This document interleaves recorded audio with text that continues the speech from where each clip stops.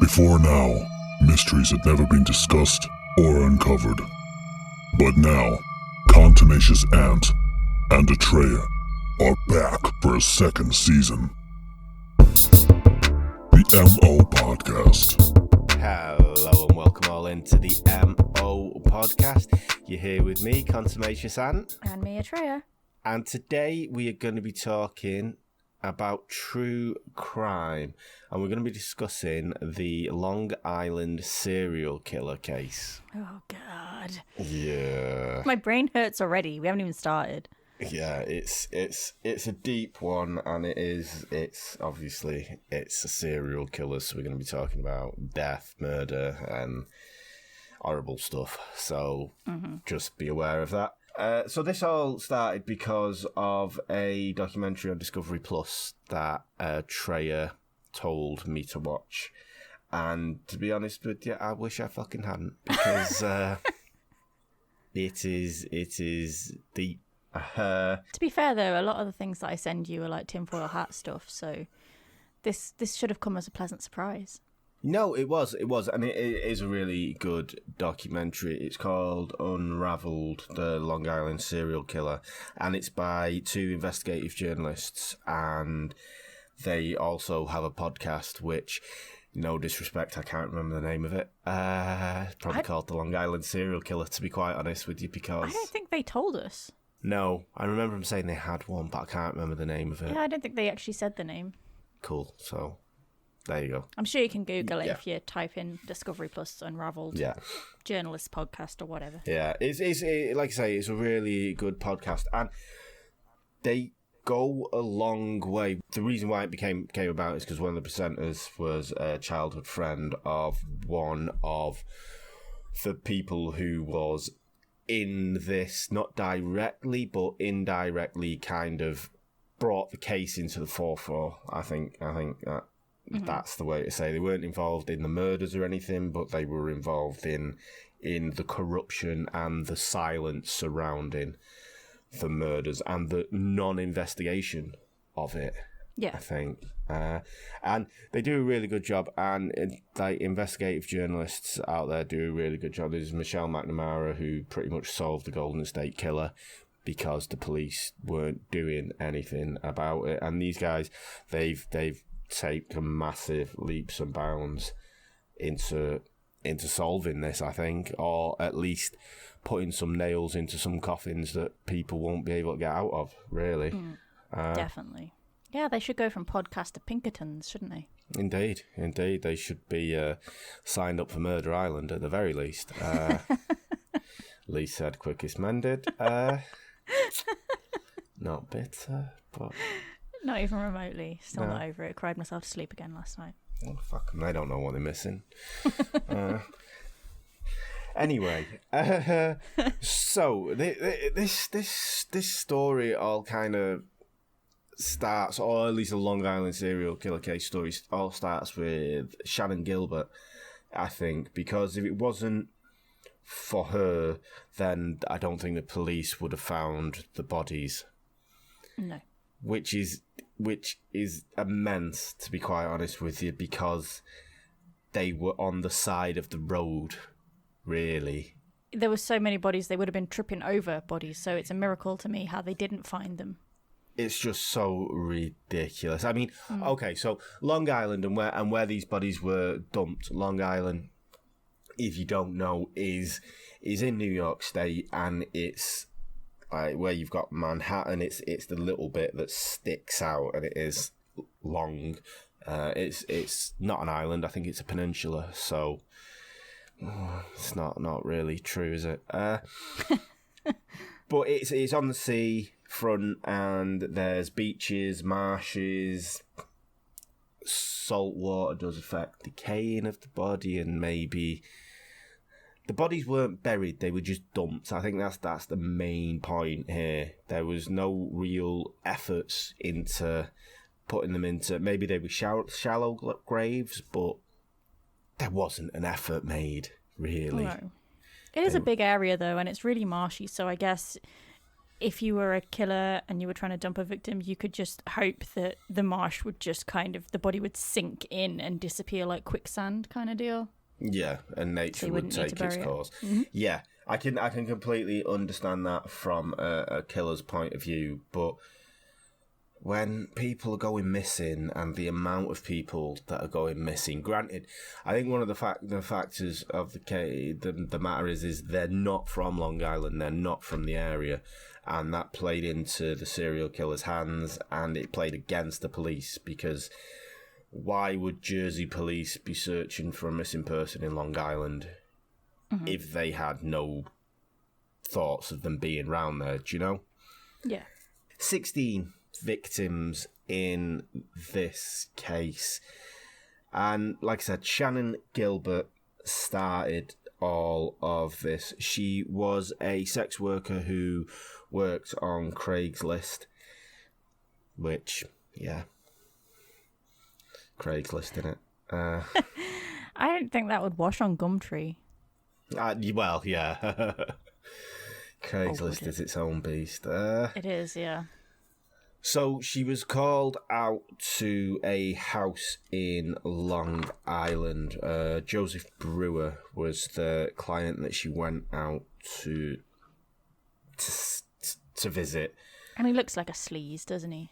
Yeah, he's like an old dude that couldn't score in a brothel kind of deal. Yeah, he was a retired insurance broker, I think, if memory serves, and he was separated from his wife, and he was leaning into it hard, kind of thing. He lived in a gated community which was called Oak Beach, and it's Long Island, and that kind of area is usually holiday homes and summer places, and it's an affluent area, let's say. Mm-hmm. But he invited Shannon round, and she was driven out there by a gentleman called Michael Pack, who was her quote marks driver, which is probably a euphemism for pimp. Yeah, I think so. The escort girls would pay a driver, and he was basically their security. So there's no way that if she felt like she was in danger in that house, there is no way that she would not have gotten back in the car with Michael Pack, because he was her security, basically. That's what he was paid for. He was paid to keep her safe and drive her home and make sure she got in that house at home safe. Yeah. Yeah, and this is the thing, they'd worked together a couple of times before, so it wasn't like just a random connection that they had. Mm-hmm. They knew each other, and basically what happened is Shannon went to this house. She then proceeded to do whatever she does. It was in the early hours of the morning, and then I think at about, was it 4 or 5 o'clock? She called Michael and Joseph Brewer actually called Michael because he was saying Shannon would not leave her house. When Michael got into the house, Shannon was allegedly cowered behind the couch, and she said something to the effect of, "You're trying to kill me, they're trying to kill me." And she then refused to get into the car with Michael, and she fled into the surrounding area. She knocked on a couple of doors, and a 911 was called from at least 2 people in the area who have gone on record. One gentleman, she knocked on the door. He tried to invite her in, but she was in such a state that she just was shouting at him, "Help me, help me." And he tried to, but she was non-compos mentis in this. Mm-hmm. And then she fled from his house, and then he saw her a little bit later, like minutes later, hiding under a boat.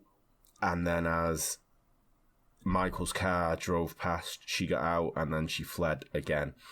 And then that was the last that was ever seen of her alive. Now, Michael only spent an hour trying to ring her and search for her. Now, okay, I'm saying only spent an hour. An hour is a long time, but she was from Jersey City, which is like, it's the next state over, but it's a fuck long way away. It's not just up the road, yeah. Yeah, and he expected her in the state that he had witnessed her in to get back from the middle of Long Island at 5 a.m. on her own. Now, I don't know what state of dress she was in, whether she had a bag with her, whether she had money with her, etc., etc. But obviously, if you're a driver, quote marks, then you've probably got very little sympathy for the people that you're working with, and yeah, maybe. But if you had a little bit of empathy, I suppose, then you try a little bit harder to have a look. Yeah, definitely. I mean, the apparently she was on the phone to 911 for 20 minutes. That's a long call. Yeah. Yeah. And again, on that call, she stated that they're trying to kill me. And she was in a state of distress. Now, the 911 call is quite interesting because, like, 20 minutes is long enough time. Even if she doesn't state where she is, it's long enough time for police to be able to track her location. Yeah. And to respond. Now, apparently the call hasn't been released because it's classed, the Suffolk Police County have classed it as evidence in an ongoing investigation. And fine, fair enough, but on her death certificate, like, it was, in the first instance of a death certificate, it was described as it was an accident because they thought she wandered out into the sea, tripped up and drowned. Death by misadventure. Yeah. So what a stupid phrase. Yeah. So yeah, it's just anyway. So basically, what the attorney was saying was there's no actual reason in the civil case that they brought against the Suffolk police to release this thing. It wasn't an ongoing investigation. They closed the case. It was death by misadventure, so obviously there shouldn't be anything that they should release it. But then the case was reopened and her cause of death was undetermined. But the thing is, the police took an hour to get out there and have a look around and investigate this, which is bizarre because it's a 20-minute call and they know where she is via GPS, via the call log. They know where she is. It's not like it was a 30-second call and they're scrambling to find an area. They had 2 other calls from residents, at least 2 other calls from residents within the Oak Beach community saying there's a woman running around this place in distress. She needs help, kind of thing. Yeah. So red flags a little bit there on that one. And when she was found with, and she did have an independent medical examiner has confirmed that, maybe not confirmed, but he does state that the findings of the autopsy are consistent with homicidal strangulation. Yeah, apparently she was missing some bones in her neck that would indicate that she had been strangled to death. But that is an independent coroner that I think her family's lawyer hired, because even though the nature of the call itself hasn't been released to the public, the cop who said he witnessed the call and he heard the call, he said that she sounded really calm for the entire length of the call, whereas her lawyer, who says he can't show anyone the call, he completely adamantly denies it, says it's the other way around, that there's no way she sounds calm in the slightest. Yeah, yeah. Throughout the whole call. So they conducted their own kind of investigation, didn't they? Yeah, and the person who did the autopsy was the former chief medical examiner for New York, Michael M. Baden. So he knows his stuff. And yeah, I think her larynx was fractured, and there was the other bone missing, which is a major point towards strangulation. And also there was no, because originally the police were trying to say that she was like, she basically had a bad trip, like she was just high and she just lost her shit because she was on drugs. And actually the autopsy found that there was no drugs in her system at all. Yeah. So she never abused drugs in the past before this, and she wasn't on drugs on the night that this all happened. So going back to the call, the evidence, the judge ruled in last year that the 911 tape has to be handed over now, but Suffolk Police County are appealing against that, and as of yet, it hasn't been released. Why?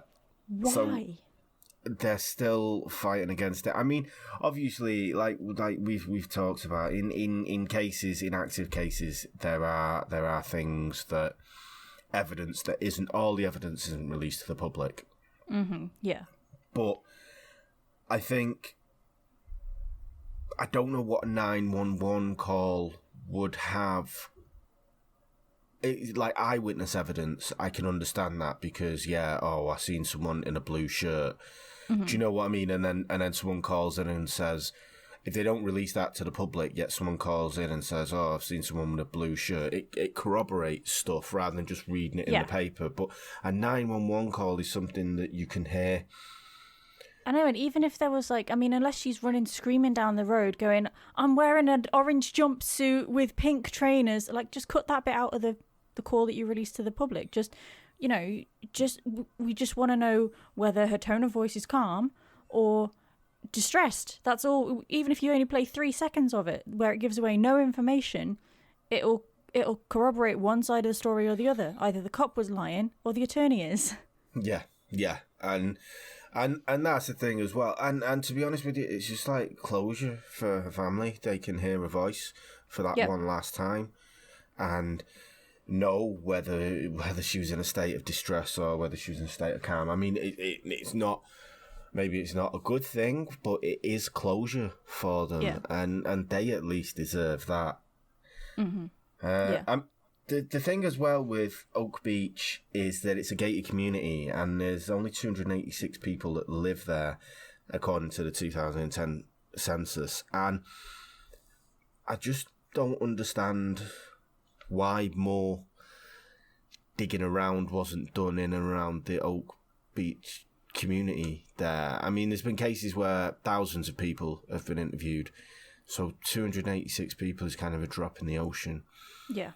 And as well, I think the Suffolk Police County is in the top 10 of the biggest police authorities in America.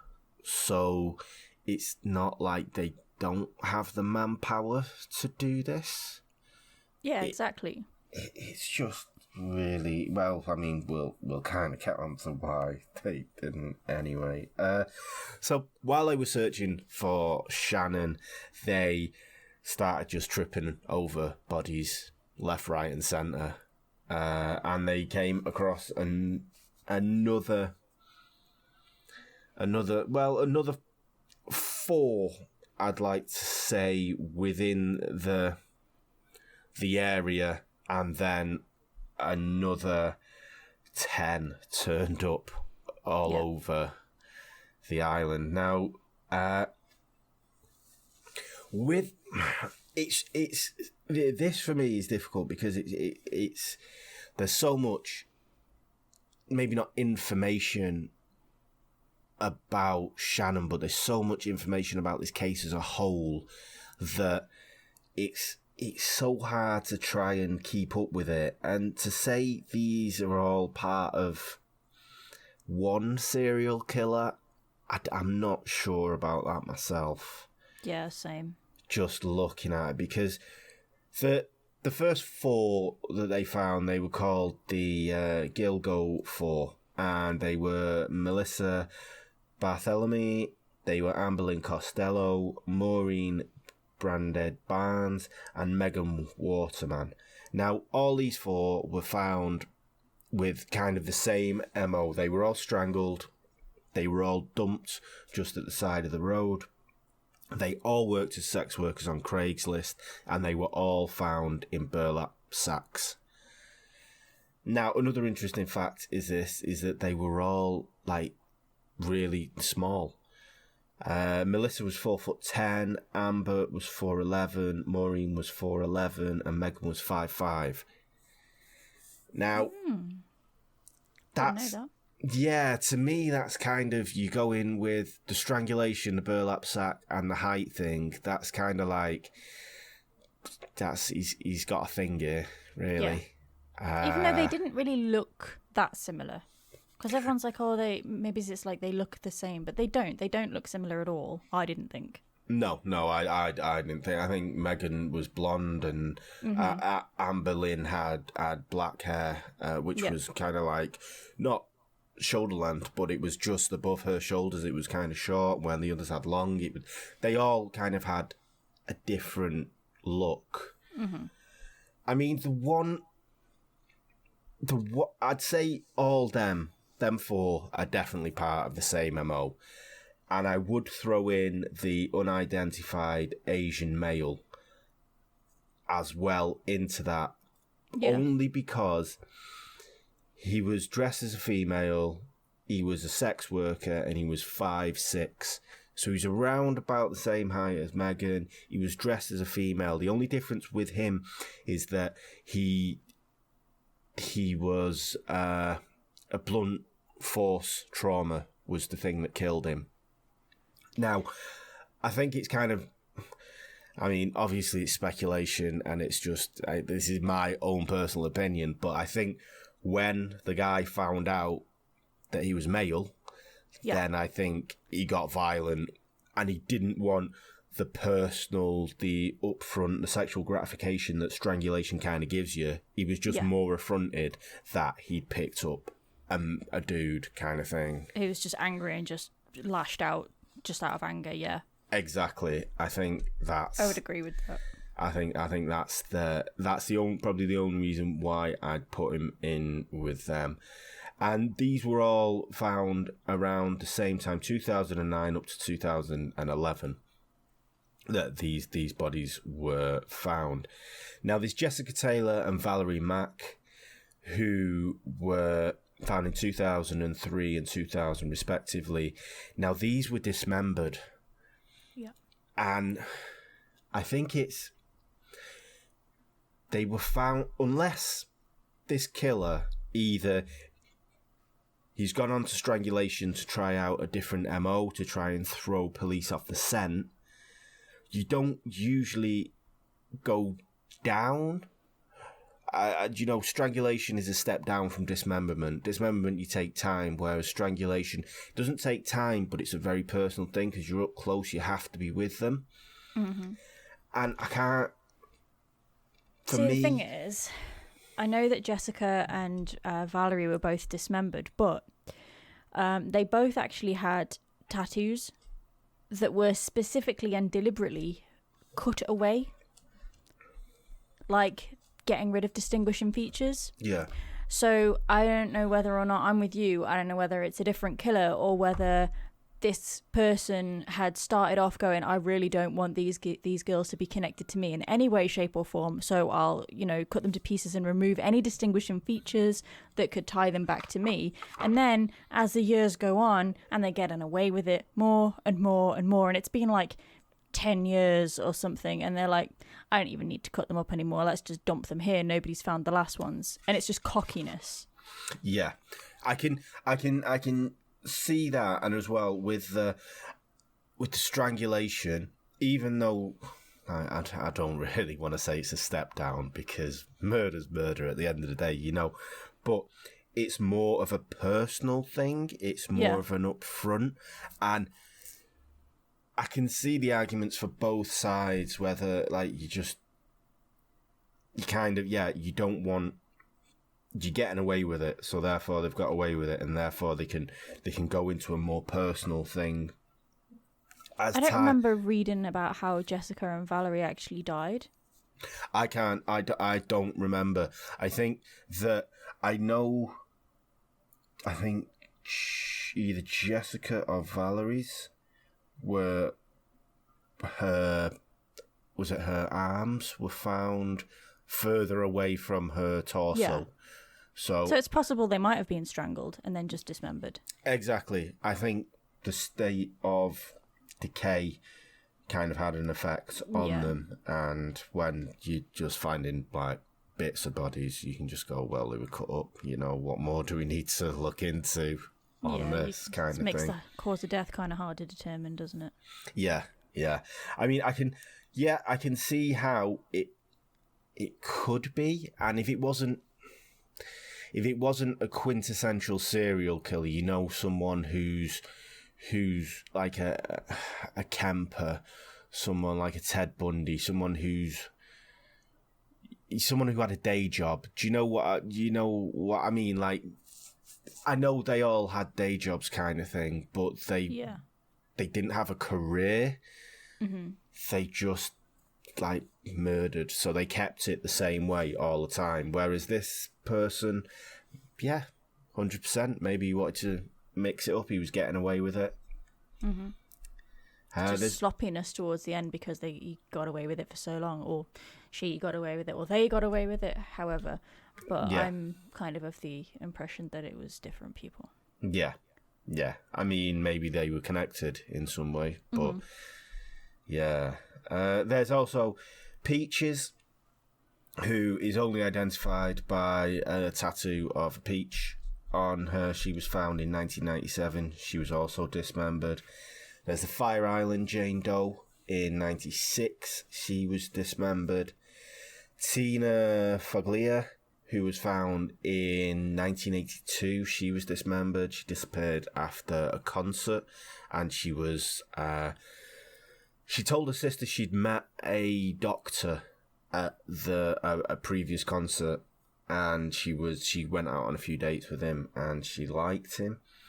There's Cherries, again, only identified from a tattoo. 2007, she washed up on a beach, and 50 miles away from where the original four were found, and she'd been stabbed. So, although she's close proximity, I don't think she's part of this. Doesn't match, yeah. No. Tanya Rush, 2008, she was dismembered. A woman with a gold pig necklace, only skeletal remains were found of her, and she was 40 minutes away from Gilgo Beach. And Natasha Jugo in 2013, she again washed up on a beach, but her car was found close by, which in all the other cases, all the other victims, there was nothing. They didn't go to this place. They were driven to these places specifically. So I think with Natasha, I think she also claimed that she was being followed in the days leading up to her death. I mean, take that as you will, but I don't think that it was... She was part of this either. But again, in this year, I mean, just the third, just last week, skeletal remains were found in Mastic Beach. This year, April 14, skeletal remains found in Great River in Suffolk County. October the 13th, 2020, 33-year-old woman's body found in Centre Reach in Suffolk County. There's a lot of bodies popping up here, and at face value, it does just seem like these aren't really connected. It sounds like a really rough area to be in general, and that people just end up winding up dead because it's a rough area. And it it seems like connecting the killings together is a little bit of a push till you dig deeper. Exactly. And then, so now we go down the rabbit hole, and this is where it gets interesting, let's say. So we've got John Betroth, who is a Long Island resident. He's also a Long Island convicted murderer. He's been convicted of 2 murders of Rita Tangredi and Colleen McNamee, and he is a suspect in a 3rd murder. For me, I just think, okay, the bodies that have been found more recently and the maybe skeletal, I think maybe that's something to do with him, but as the Long Island serial killer, I'm not 100% sure on him, because he did strangle his victims, but he also beat them first, which it's quite a woman-hating thing. Yeah. For me, with him, he didn't like women. He just beat them and strangled them, and he was a user of sex workers. What kind of ties him to this case is that Melissa Barthélemy made her adult daughter, Rita Tangredi's adult daughter, was her best friend. And a lot of calls were made to Manorville, which was the area that John Betroth was living in, just right up until the time of her disappearance. So it's not unknown for people to know people in different areas, like you and me, for instance, or you know. So I think it's just such a tedious link that they're just. I think he's a piece of work. I think he's an horrible person. Yeah. And he's probably responsible for more than the 2 that he's been convicted of. But I can't see him being the Long Island serial killer. I mean, maybe he's a serial killer in his own right, but he isn't the one. No. I think as well with Melissa, I mean, and whoever it was who murdered her, they kept hold of her mobile phone and they were making calls to her little sister, like saying, really horrible things like your sister's a whore and she's going to die. And then eventually, and they would ring and ring and ring and ring until eventually it accumulated where they said, your sister's dead, kind of ha sort of thing. And so this person clearly had knowledge of the murder. They had Melissa's phone and they were taunting her family. That kind of says like psychopathic serial killer to me. This person knew what they were doing, especially when the police traced the call. The call had been made from Madison Square Garden. So, I mean, there's hundreds and hundreds and hundreds of people go through there every day, thousands of people. It's not like it was in a farmhouse in the remote backwater of beyond nowhere. It was in a busy place. So this person knew what they were doing. Yeah, it doesn't doesn't say to me like just some rando backwater hunter who hates women. That says to me somebody who knows exactly what they're doing. Yeah, and in that regard, to maybe not throw people off the case, but they know the inner workings of a police investigation. Let's say, I mean. As well, with the suspects, we've got Joseph Brewer, who was the guy that was the last person to engage in Shannon's services, let's say. And he was exonerated pretty quickly, to be quite honest with you, which, I mean, I don't think that he did anything untoward, but there was a reason why Shannon ran out of that place, and I can't find anything as to why that's been revealed. Just that he wanted her to leave and she didn't leave. Now, let's get into the Suffolk County Police Department. Now, before this started, Suffolk County was probably famous for Amityville. That was investigated by Suffolk County, and you can see why that went tits up, to be quite honest with you. Yes. So, we have James Burke, Chief James Burke, or ex-police chief James Burke, who... Grade A wanker. Yeah, he is a piece of shit. Yeah. I don't really care. He's horrible. He is. It seems like there was something of a boys' club within the Suffolk Police County Department, and I say that because in 2018, Geraldine Hart was the first police commissioner that they had, so they're not very progressive. It was 3 years ago, lads. Come on. Yeah. It's the 21st century. Get over yourselves. So, yeah, James Burke, he was police chief, and the reason as to how he got to where he was because of a gentleman called Thomas Spotter. Spotter. Yeah. Yeah, can't read my own writing. Thomas Spotter, and he was the district attorney for Suffolk County.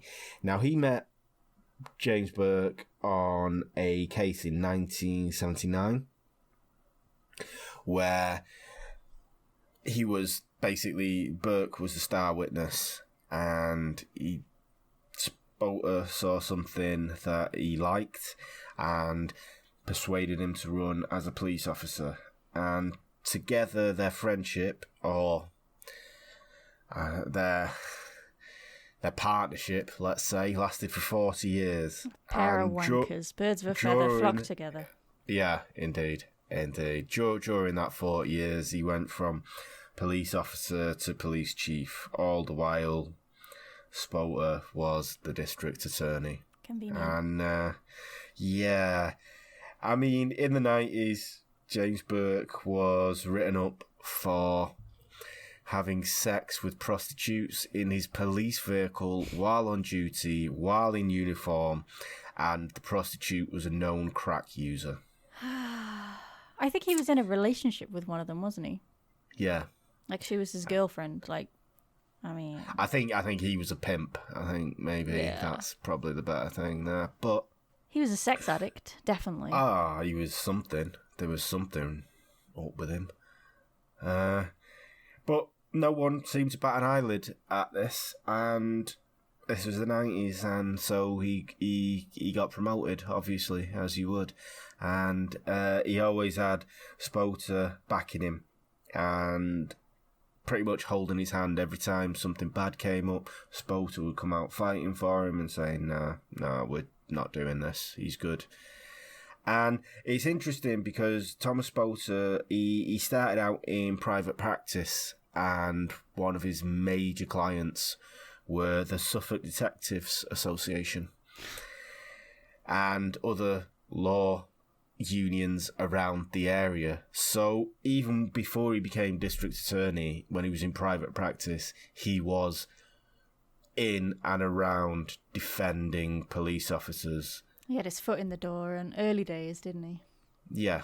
So he was a piece of shit. Yeah.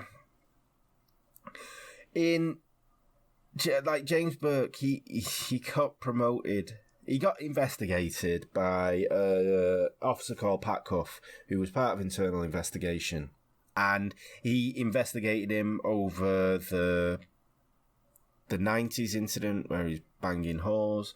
And as soon as the day after James Burke was made chief of police, coincidentally, Pat Cuff got demoted 4 ranks and was sent out to guard a warehouse. That's what happens when you get too close. Yeah, indeed. And also, his Pat Cuff's son was found with a gun, and the district attorney's office threatened to turn it into a felony offence, which there was no reason for it to be a felony offence. It should have just been a misdemeanour or whatever it is, but they threatened to turn it into a felony offence, and apparently Pat Cuff just sat at his desk and cried and said, "They're coming after me." And he was right. He was right. Yeah. Now, this, you may just think, oh, there's like bent police officers and whatnot, but they kind of got away with so much. There was James Burke and Spota and another guy, I think he was called McNamara, and these three people were, they ran Suffolk Police County in what they did, who they prosecuted, what crimes they went after, how they went about their investigations, and they were horrible people. There's testimony of other police officers who have seen James Burke do things to strippers. One of the stories was that he started strangling a stripper in a strip club, but in a fun way. Playfully. That is not a thing. Yeah, he didn't mean to kill her. He wasn't trying to kill her. He was just strangling her for a laugh. And this kind of testimony was, I wouldn't say it was struck off, but it was frowned upon. And anyone that kind of went against Burke would be either hounded out of the department or told in no uncertain terms that they would be moved off certain cases and put into certain places if they weren't following the rule of law. Yeah, because it seemed like as well that a lot of people knew that he was going to parties with hookers and he was, using coke and all kinds of different drugs and stuff, and nobody said anything. Like, everybody was too frightened to speak up. Yeah, there was kind of a code of silence. Mm-hmm. But it was more enforced rather than part of a brotherhood. Yeah. Because I kind of get if you work with, especially in that kind of environment, if you make one mistake, the whole case goes out the window. And bent copper's a bent copper, as far as I'm concerned. Yeah. It doesn't matter. If you turn your back on it, fair enough. But I can see how the lines can kind of get blurred when you're in that. If you just If you had Ted Bundy on the Son of Sam, if you had him on the hook, but it all rested on the illegal search of of his car, maybe you keep quiet just because you want this person off the street. Yeah. And I can see how them lines kind of get blurred. Definitely, yeah. But I think this was more of a authoritarian. You're going to do what I say. This is that. And I don't think anyone liked him, to be honest. Yeah. His house of cards came falling down when Christopher Loeb broke into Burke's car and stole a duffel bag. Now, I can't remember why this happened. I think Christopher had wind that James Burke had some drugs in his car, some coke. And I think at the time, Christopher was a drug addict. And I think he broke in to get the drugs. And he thought that there were drugs in this duffel bag. Well, turns out there wasn't. So even like, all right, Christopher Loeb was a heroin addict and he was a petty thief. And even he knew that the chief of police's car may have contained drugs. Yeah. So, that's kind of... That's what a piece of shit James Burke was. He broke into Burke's car, stole this duffel bag, and it didn't actually contain drugs, as you said. It contained a dildo and... had a butt plug and some anal beads and some porn mags. Yeah. It's interesting, though, because it was first reported by the press when the robbery happened and they were searching for the suspect, that it was reported to contain a gun belt and ammo. I mean, if that's what the kids are calling it these days. I mean, yeah. So I think that's what the police kind of put out there and said, oh no, we've got a dangerous person robbing guns and ammo. But they were robbing butt plugs and dildos, really. So this is... Christopher Loeb was apprehended and he was interrogated. Now, he was interrogated by 3 detectives and James Burke. Now, James Burke came in and did beat him. He just full on beat the shit out of him and said to him that no one's going to believe anything you say. I can do anything to you. Yeah. And then he told the other 3 detectives they all needed to stick to the same story. And luckily, someone did believe what Christopher had to say. And his house of cards, well, I'd say came falling down, but James Burke, he resigned the day before, I think, he was convicted. But he was 45 months, was it? Yeah, 46 months or something in jail for obstruction of justice. Apparently, during the Long Island investigation, the FBI had become involved early doors, and he basically had sent them packing saying, we don't need your help, and removed them from the case. If it's possible for just some rando bloke from a rando police department to tell the FBI to fuck off, if I was the FBI agents, I'd be like, excuse me, you see these 3 letters on my back? FBI. That means I'm more important than you, so how about you shut the fuck up and sit down? Exactly, and it's quite interesting that the day after that Burke resigned, the FBI started back working on the case. But the thing is, it's like 5 years. Yeah. Between these bodies being discovered and Burke resigning, so they've lost so much time. Yeah. On that, as well, Thomas Spota. He's been indicted. He was on October 2017. He was indicted for obstruction with the James Burke case.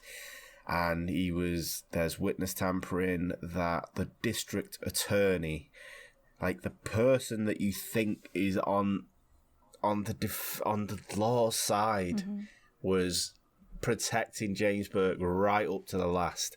He's indicted for witness tampering, conspiracy, obstruction. He resigned on November the 10th, 2017. In December 2019, he was actually convicted. He is looking up to a 20-year sentence. That's the maximum that they can do. But the prosecution are looking at 8, I think. I think they'll be very lucky to get that as well. Yeah. With him. He is now 80 years old, and what with COVID going on and him working, I think they'll just kind of can push it under the carpet and say no more and just let him live out his life wherever he is. But it's a massive travesty of what he did in protecting a police officer, that if he did that to a suspect, what is he going to do? Like a suspect in the police station under investigation where there's cameras, recording equipment. Yeah. What is he going to do to someone that he picks up out in the field? Yeah. I mean, there was evidence that went mysteriously missing. Obviously, he booted the FBI off the case. Shannon's mum really, really, really had to fight something chronic to get them to even look into Shannon's disappearance. They just kept saying, just file the paperwork, file the paperwork, file the paperwork. She probably ran away, whatever. Basically, they just didn't give a shit, and she had to fight really hard to get them to even look into it. And even when they did, it was just a sham. The whole thing was a sham from start to finish. They didn't do it properly. The only reason that they even found any bodies in the first place is because one of the police officers was walking his dog to let it have a shit, and he just kind of stumbled across a body. It was just a shit show from the start, and it was just a massive cover up. Yeah. It's been from the top to the bottom. It's just horrendous. Now, I think as well, there's a quote. I've got a quote here, and I can't remember where it's from, so I'm sorry. And this isn't mine. I'm not stealing it, but it's from the Green River Killer in Washington and Oregon to the Southside Slayer in Los Angeles. The victim in serial killer cases are often escorts. people overlooked by police. As far as the authorities are concerned, their profession still seals their fate. And I think nevermore has that been true. Even the level of incompetence and corruption that you're looking at in this police department, and let's not forget, it's in the top 10 of America's biggest police departments. How bad is it that it's that corrupt? Yeah. Yet they don't give a shit about people. They didn't even find these people until Shannon Gilbert went missing. And they clearly weren't looking for them. No, quite clearly. And especially since it's in the documentary that James Burke actually asked a lawyer if he had any snuff films. Yes. Yeah, so he went to... I forget the name. But the lawyer didn't know, or he played along that he didn't know what a snuff film was. And James Burke went into great detail explaining as to what it was. And if a lawyer could get hold of a video of someone being murdered... Yeah. That's how up his own arse he was. That's how much he thought he was above everyone else. He thought he could... Just outright ask something like that and have no fear of repercussion at all. Because he didn't have any repercussions. There was none. There was none. Anyone that spoke out about him either A, didn't last long in the department, or just didn't speak out because they wanted to keep their job, their pension, whatever. I mean, it's especially. I mean, the thing is as well. What is more disgusting about this is that people have witnessed him do horrible stuff to people, and they've just thought it was fine. Yeah. And they're all the ones who are wearing badges and uniforms, and they think, no, that's okay. And Scary stuff. yeah, I think it's a downfall of the profession. I mean, well, to be honest with you, I know a copper, and as soon as he got his warrant card, he was showing it everywhere so he could get a free transport, free this, free that, free other. I mean, I'm not saying all coppers are bent, but most of them are dicks. It's scary that you don't know. You can't tell the difference between them, though, right? Because they're all wearing the same badge. Everybody's morals might be different. You know, you get one guy who's asking about snuff films and might be part of some weird secret let's hire hookers for parties and then kill them and videotape it and sell snuff films underground and things like that. And then you get somebody who's actually always, you know, on the side of justice. Yeah, it seems like it was covered up for a reason. Like, I don't necessarily even think it was just that they couldn't be asked to look into it or it was inadequacy on their part. I think it was covered up for a reason. Like, there was something going on. Somebody was killing these girls and the law were covering it up. Someone knew something about it in a position where if they got found out that they knew something about it, then the shit would hit the fan. Yeah. Yeah, there was definitely something sinister about it. 100%. Yeah, definitely. I mean, everyone in this case is sus. I mean, I don't think, even if we had days and days and days, I don't think we could do justice to how much of a rabbit hole this goes down and how many lives it has just messed up. Yeah. And the people that have been affected by this, and obviously, and for legal reasons, we're not saying that James Burke or Thomas Spota is the Long Island serial killer, and we're not pointing fingers at anyone. It's just but they're fucking dodgy as fuck. But a pair of dicks at the very least. Yeah, they're massive, like oof, John Holmes sized dicks. Yeah. I mean, who? But yeah. Well, edit that, yeah. But yeah, something has gone on here that even if something hasn't gone on, something's gone on that's allowed at least 20 bodies to be dumped in Long Island, and for them not to have noticed for a number of years. These bodies, when they were found, they were decomposing.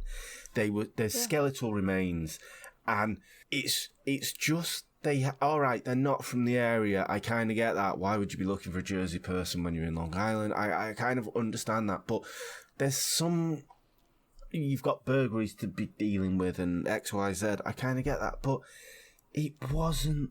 Dog walkers have found these bodies. Like, do you think they're wading through fucking marshes, dog walkers or joggers? You know, They follow the paths.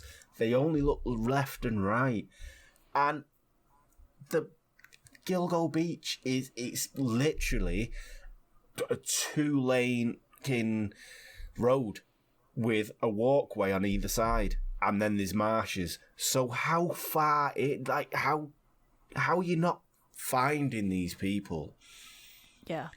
I think if nothing more, it's just ineptitude on the police's part, and whether that's been pushed down from the top. You don't look for these people, you don't investigate this, we'll tell you what jobs to do. Whether it's because they're overwhelmed with work, which I doubt it. Again, they've got enough people working there, and the majority of places on Long Beach are summer homes, so they're not in the winter. There's not going to be that many people there, so surely it should be easier to police and stuff. I mean, of course, yeah. I don't know, but there's a lot of things with this case. It's really upsetting case, and I mean, I'm not gonna lie. Like I said to you, I don't like it. Yeah. It's the more you read about it, the more you start going down a rabbit hole about how this person may have been involved but was exonerated, and that person, and then you've got the kind of far out but even scarier connections where in the 70s, at the same time that the son of Sam was carrying out all of his murders, or the sons of Sam were carrying out all of their murders, there was a Hollywood movie director who was murdered in suspicious circumstances, and he was reportedly involved in making snuff movies in Long Island. So, yeah, open up a rabbit hole of this could have been going on for decades and decades. Yeah. And there could be a lot more than just girls going missing and getting murdered because of their profession. It could be a lot deeper and a lot darker than just that. Exactly. That's it. There's just, once you start poking it just kind of opens up. I mean, I'm not one for jumping on tin hat theories like you are, but I think there's I wouldn't say there's a connection between the son of Sam and what has gone on there, but I think the snuff films, the sex work, there's too many coincidences here. The Benkin district attorney who was working in private practice in the 70s. I think there's a lot of coincidences here that if you start trying to avoid, then you can't avoid them because there's too many. Yeah. It was mind-boggling. Yeah, it is, and it's sad. They were all these women were in their 20s, 30s. They still had a lot of life. A few of them had children that are still living on today. I mean, there's some of them that haven't even been identified because they can't be identified because there's no identifying features. There's no genealogy there to try and look at the DNA. They're just forgotten women, and it's just so unfortunate that in the sex work industry that this is something that you have to be on guard about. I mean, not just in the sex work industry, obviously, for every woman that leaves the house, there's always that nagging thing of, what's that guy doing? And I don't understand that, because I'm a guy and I hold my hands up and go, I'm completely fucking stupid about that. But when you're in the sex industry, there's got to be a kind of heightened thing of, will this be the last job I go on? And as far as the police were concerned, it was, and they didn't care, and they forgot them, and it's... And how many are still out there that went missing and still haven't been found? I mean, they are still unearthing bodies now. Like we said, just one last week, and it seems to be a constant thing. So how many people have gone missing and their bodies have been left in the marshes on Long Island and may never be found? Yeah, this is it. And now, like you said before, the marshes may have taken them. Yeah. The sea may have taken them. The fish may have eaten them, and you know, they may never be discovered. And I mean, it's sad. Yeah, it's sad and shocking case, and it just goes so deep. Yeah, Google at your own peril. Yeah, indeed. If you love rabbit holes, I say go for it, because seriously, we do that, like, you know, we do this once a week, and all week I have been clicking. I think I had 25 tabs open just on this case alone, because you just click through and click through and click through, and they were all leading different places and different things. But yeah, no, the documentary is really, it's a really good overview of the case, and then just Google it if you want to have a look, but at your own peril, because you'll be there a while if you're into this stuff, and if you're not, fair enough. If you're not, you might soon be if you delve into it.